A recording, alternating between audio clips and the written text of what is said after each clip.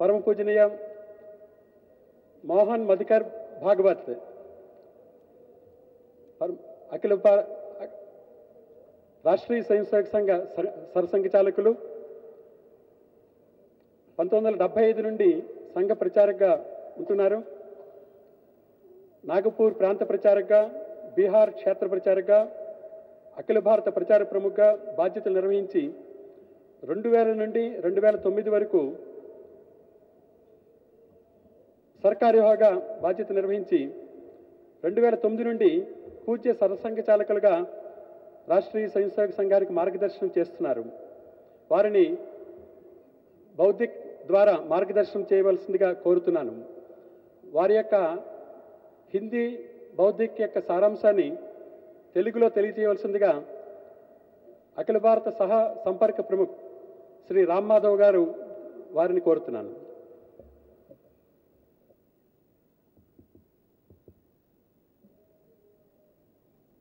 परम श्रद्धेय पूज्य श्री श्री श्री त्रिदंडी श्रीमन नारायण जीयर स्वामी जी, आज के कार्यक्रम के प्रमुख अतिथि आदरणीय श्री करणम अरविंदराव जी, माननीय सरकार्यवाह जी, माननीय क्षेत्र संघचालक जी, माननीय प्रांत संघचालक जी, उपस्थित अन्य अधिकारीगण, श्रद्धेय संतवृंद, उपस्थित नागरिक सज्जन, माता भगिनी एवं आत्मीय स्वयंसेवक बंधु,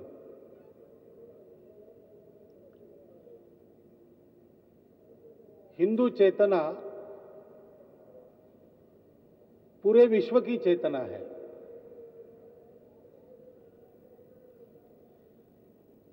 पूरे विश्व में जो सारी समस्याएं दिखती है, पर्यावरण का असंतुलन हो, परिवारों का टूटना हो,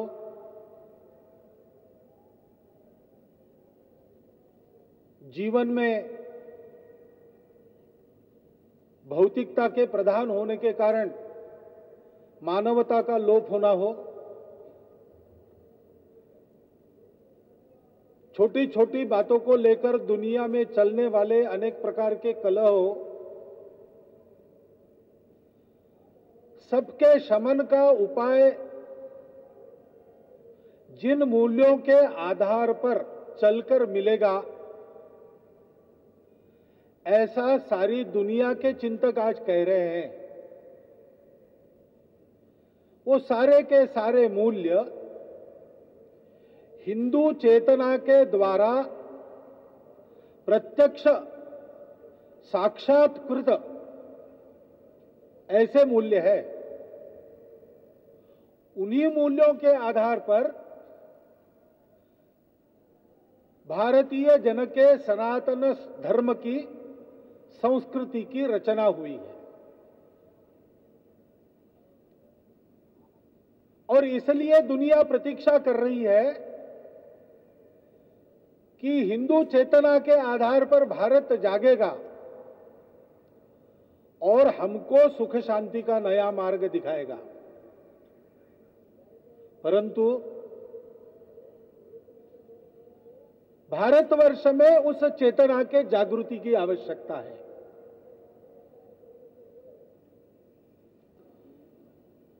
भारतवर्ष आज अनेक संकटों से घिरा है. सीमा पार से भी संकट है. अभी अभी पिछले सप्ताह में जो प्रसंग हुए, उसमें पाकिस्तान अपना मित्र है कि शत्रु है, यह बताने की आवश्यकता नहीं रही. बार बार दोस्ती का हाथ आगे करने के बाद भी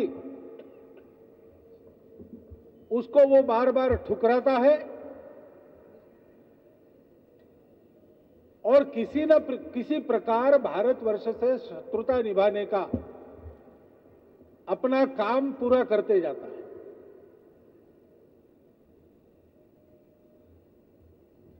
चीन को भी भारत को बड़ा होने नहीं देना चाहिए, ऐसा लगता है।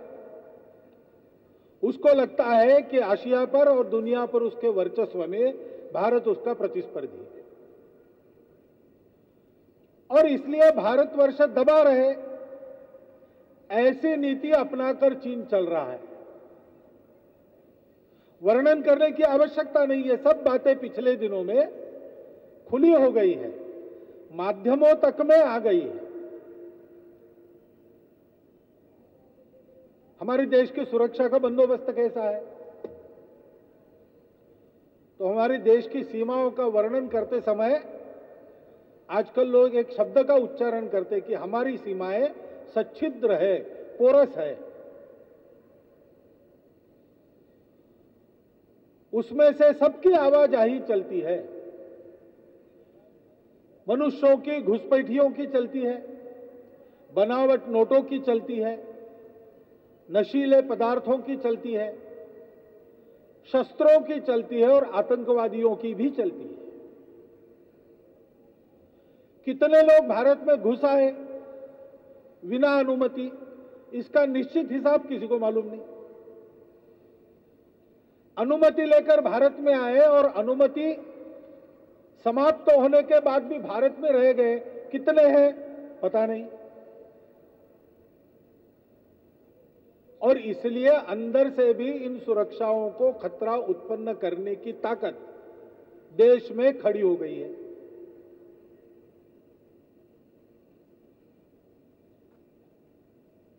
देश का समाज सबल रहे, इस प्रकार की बात नीतियों में दिखती नहीं। देश के लोगों को महंगाई के मार से त्रस्त करने वाली, खुदरा व्यापार में उनके रोजगार पर संकट लाने वाली,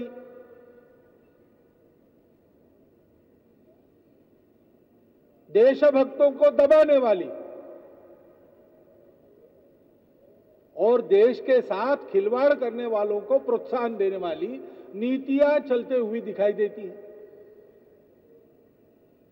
नीति निर्धारण करने वाले लोगों के मन में प्रजाहित, देशहित का कोई विचार चल रहा है, इसका संकेत नहीं मिलता। सत्ता कारण का विचार सदैव चलता है, इसके पुरजोर संकेत मिलते हैं। और इस सारी स्थिति पर अंकुश प्रजातांत्रिक पद्धति में जिस जनता को, समाज को लगाना पड़ता है, वह भी आपस के कलहों में मग्न है। जात पात के झगड़े, पंथ संप्रदायों के झगड़े, प्रांतीयता को लेकर झगड़े, जो विविधताएं थी वो भेद बन गई और भेद को चौड़ा करने का काम अपने सत्ता स्वार्थ के लिए सत्ताकांक्षी लोग करते हुए दिखाई देते हैं। ऐसी परिस्थिति में समाज मन निराश बनते चला जाता है। कहीं कोई प्रकाश की किरण है क्या?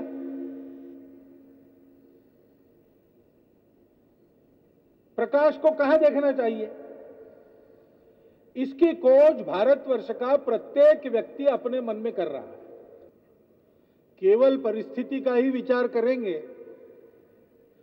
तो बाहर प्रकाश नहीं दिखेगा, भय और निराशा ही मिलती है। थोड़ा सा अंदर झांकना पड़ेगा।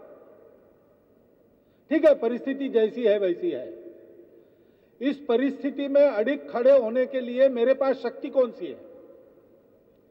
इस परिस्थिति का सफल प्रतिकार करके परम वैभव संपन्न बनने के लिए कौन सा बल आवश्यक है? अपने देश के लिए प्रामाणिकता से, निस्वार्थ बुद्धि से जिन जिन लोगों ने इसके पहले काम किया है और जो आज कर रहे हैं, बहुत लंबी सूची है, इसलिए एक एक का कहना नहीं बताऊंगा, लेकिन सबका निष्कर्ष एक है। एक वाक्य बताता हूं सारा उसके रूप में।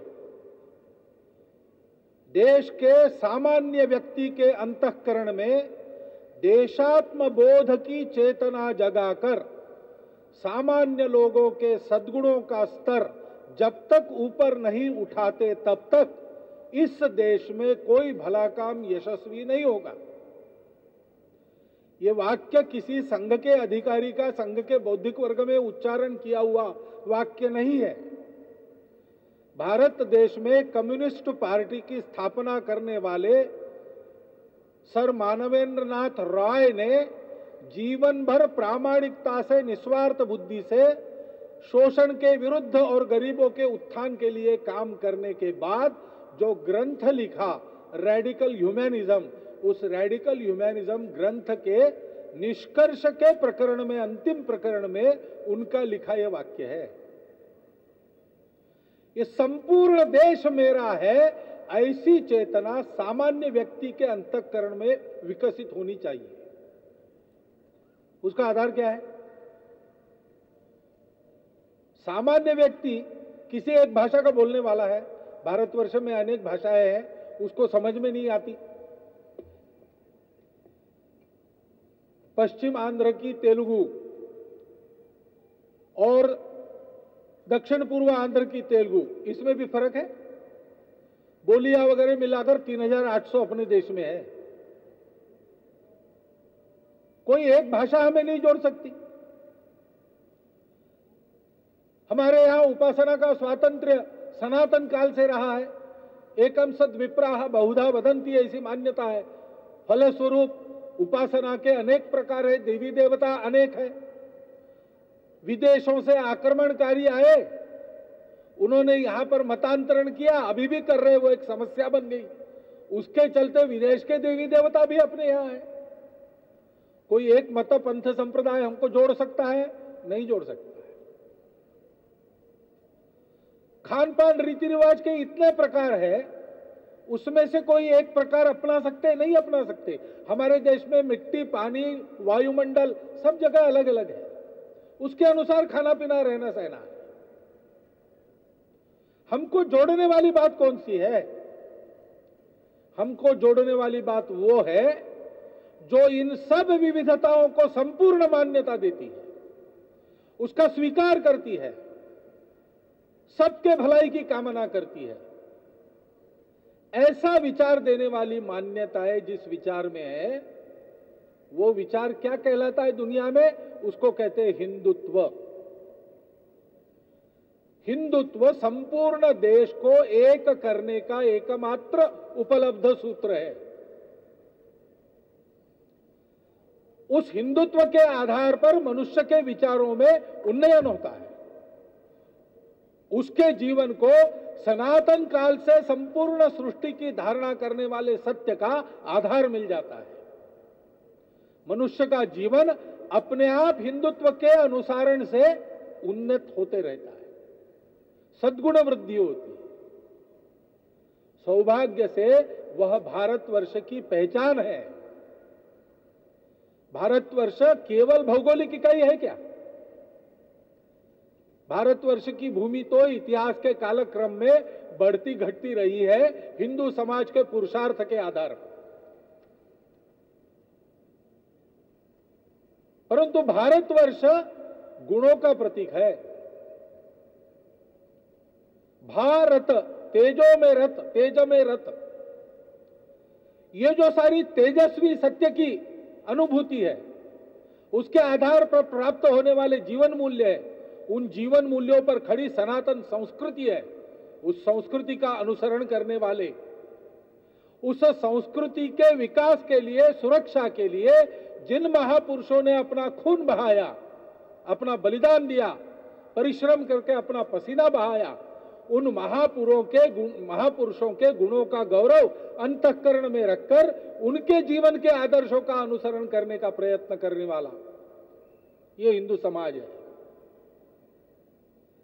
इन महापुरुषों का जीवन जिस भूमि के अन्न जल से विकसित हुआ, संपूर्ण विश्व को मानवता सिखाने वाली यह सनातन और चिरंतन संस्कृति जिस भूमि के वायुमंडल के कारण हम लोग यहां विकसित करने में सफल हो सके, उस मातृभूमि को जगत जननी का मृण्मय रूप मानकर उसकी आराधना मन में करने वाला ये हिंदू समाज है।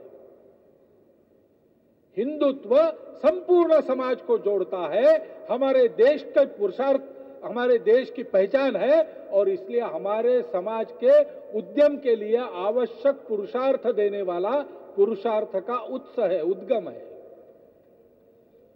उस हिंदू के आधार पर, हिंदुत्व के आधार पर, हिंदू धर्म, हिंदू संस्कृति की सुरक्षा करते हुए हिंदू समाज को संगठित होना पड़ेगा। इस उपाय से भारतवर्ष अपने समस्त समस्याओं का उल्लंघन करते हुए संपूर्ण विश्व के लिए नया रास्ता बताने वाला विश्व गुरु बन सकेगा। अपने देश के लिए ऐसा प्रामाणिक निस्वार्थ बुद्धि का काम करने वाले सब लोगों के निष्कर्ष को लेकर राष्ट्रीय स्वयंसेवक संघ संपूर्ण हिंदू समाज को संगठित और गुणसंपन्न बनाने का काम करता है। ये काम किसी के विरोध में नहीं है, सर्वेषाम अविरोधेन है। ये काम किसी प्रसंग, घटना, समाज, वर्ग की प्रतिक्रिया में नहीं है। ये सबके कल्याण के लिए काम है, सबके लिए मंगल कामना लेकर चलने वाला काम है। क्योंकि हिंदुत्व किसी को डराना नहीं सिखाता। हिंदुत्व से कभी आतंकी उत्पन्न नहीं होंगे। हिंदुत्व के कारण दुनिया में कभी भी शांति भंग नहीं होगा। संघ और हिंदुत्व और आतंकवाद ये परस्पर विरोधी शब्द है। इनकी प्रकृति में नहीं है, उनके उद्देश्य में नहीं है, उनके नीति में नहीं है। संघ किसी को डराना नहीं सिखाता, स्वयं डरना भी नहीं सिखाता। ना भय देत काहू को, ना भय जानत आप। ऐसे संघ को देखकर दुष्ट डरावे आप, ऐसी स्थिति है। संघ किसी के विरोध में, किसी की प्रतिक्रिया में नहीं चलता। संघ तो समाज में सद्गुण वृद्धि का काम करता है।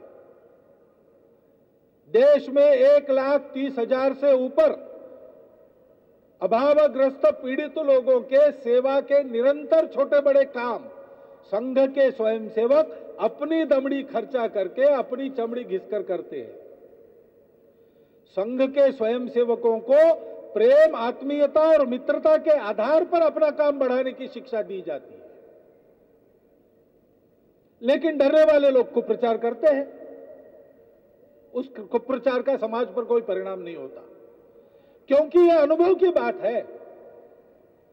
जैसे जैसे हिंदू चैतन्य की जागृति देश में हो रही है, वैसे वैसे सब अमंगल हटाकर वहां मंगल की प्रस्थापना करने की समाज की क्षमता भी बढ़ रही है। इसीलिए अमंगल पक्ष में खड़े हुए लोग डरते हैं, लेकिन संघ को उसकी चिंता नहीं। सात्विक ईश्वरीय कार्य को संघ करता रहेगा और पूर्णता तक ले जाकर यशस्वी करेगा। राष्ट्रीय स्वयंसेवक संघ का काम संपूर्ण विश्व के हित का, संपूर्ण देश के हित का काम है। हिंदू चेतना की जागृति, हिंदू चेतना की अभिव्यक्ति। लेकिन चेतना की अभिव्यक्ति के लिए शक्ति का निर्माण आवश्यक है। इतिहास और वर्तमान साक्षी है कि सत्य के पीछे भी अगर शक्ति का आधार नहीं है तो उसको मान्यता देने वाली दुनिया नहीं है। सही बात भी समझ में आने के लिए सही बात के पीछे शक्ति है, यह ध्यान में आना पड़ता है। हिंदू धर्म, हिंदू संस्कृति, हिंदू समाज भी आज संकटग्रस्त है। उस संकट से निवारण करने के लिए भी उसको शक्ति की आवश्यकता है। डॉक्टर अब्दुल कलाम कहते हैं कि शक्ति सेना की, शस्त्रास्त्रों की, पुलिस की नहीं होती, शक्ति लोगों की होती है। लोक शक्ति का जागरण करना चाहिए। संघ अपने देश की लोक शक्ति का उसके स्वत्व के आधार पर, उसके अस्मिता के आधार पर जागरण कर रहा है। संगठन बना के संपूर्ण समाज संगठित करना यह संघ का उद्देश्य है।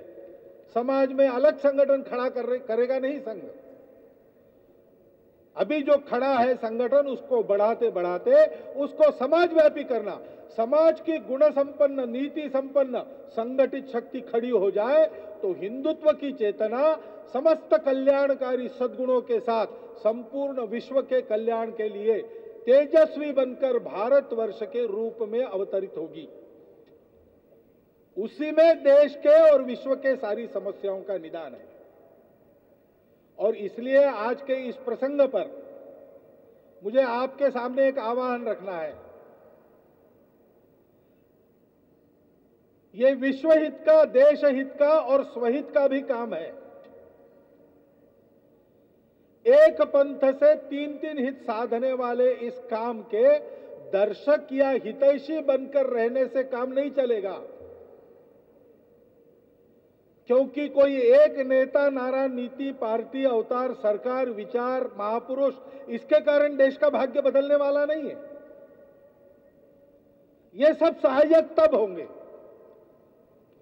जब इन पर अंकुश रखने वाला समाज अपने लक्ष्य का स्पष्ट बोध मन में लेकर, अपने स्वत्व का, अस्मिता का गौरव मन में लेकर, इस अखंड मातृभूमि के भक्ति के आचरण के साथ गुण संपन्न बनकर इस देश के हित के लिए जीने मरने के लिए सिद्धता करके खड़ा रहेगा। संपूर्ण समाज को ऐसा खड़ा होना पड़ेगा। और इसलिए इस प्रकार के व्यक्तियों का निर्माण करने वाले इस संघ कार्य में सहयोगी कार्यकर्ता के नाते आप सबको निमंत्रण है। रोज 1 घंटे की शाखा संस्कार देती है, तब यह कार्य संपन्न होता है। उस शाखा में आकर आपको भी संस्कारित होना पड़ेगा। और फिर शेष 23 घंटा अपनी आजीविका को ठीक से चलाते हुए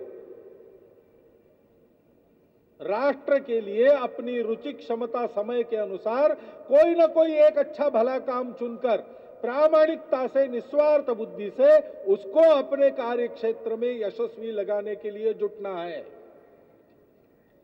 संपूर्ण समाज में इस प्रकार राष्ट्र के परम वैभव का एक लक्ष्य लेकर अपने स्वत्व के आधार पर उद्यम खड़ा होगा, देश का भाग्य बदलने में देरी नहीं होगी। अलग अलग प्रकार की समस्याएं दिखती है, देश के सुरक्षा की, एकात्मता, अखंडता की, देश में जनसंख्या असंतुलन की, मतांतरण की, देश के आर्थिक स्थिति की, देश के परस्पर सद्भाव की, ये सारी समस्याएं इस एक उपाय से दूर होने वाली है। संगठित गुण संपन्न समाज बनाने के इस काम में आप सब कार्यकर्ता बनकर आइए। हमारी माता भगिनी भी इस प्रकार का प्रशिक्षण लेने के लिए राष्ट्र सेविका समिति में जा सकती है और वहां ऐसे संस्कार प्राप्त करके समाज के लिए जो उद्यम चलते हैं उसमें बराबरी से अपना सहयोग दे सकती है। यह हमारे देश की परंपरा रही है। धर्म का कोई भी काम महिला के बिना पूरा नहीं होता, गृहस्थ का अधिकार है। धर्म के लिए दोनों चाहिए। धर्म यानी समाज धारणा का काम है, उसके लिए दोनों की आवश्यकता है। दोनों को संस्कार देने की अपने देश में यह व्यवस्था है। देश की सारी सज्जन शक्ति के आशीर्वाद से उनके नेतृत्व में यह संगठित समाज अगर अपने देश को परम वैभव संपन्न बनाने के लिए जुट जाएगा तो उस समाज के प्रत्येक परिवार का, प्रत्येक व्यक्ति का जीवन उन्नत होगा। देश का भाग्य और अपने भाग्य सूर्य को शिखर पर लेके जाएगा और उसके कारण विश्व को सुख शांति का नया सुंदर रास्ता मिलेगा। एक पंथ से इन 3 कार्यों को साधने वाले उस पुण्य कार्य के सहयोगी कार्यकर्ता बनने का आवाहन इस प्रसंग पर आपके सामने रखता हुआ मैं अपने 4 शब्द समाप्त करता हूं। संघ उत्तिष्ठ, दंड व्यायाम सिद्ध विभागशः 1 2 भुजदंड विभागशः 1 2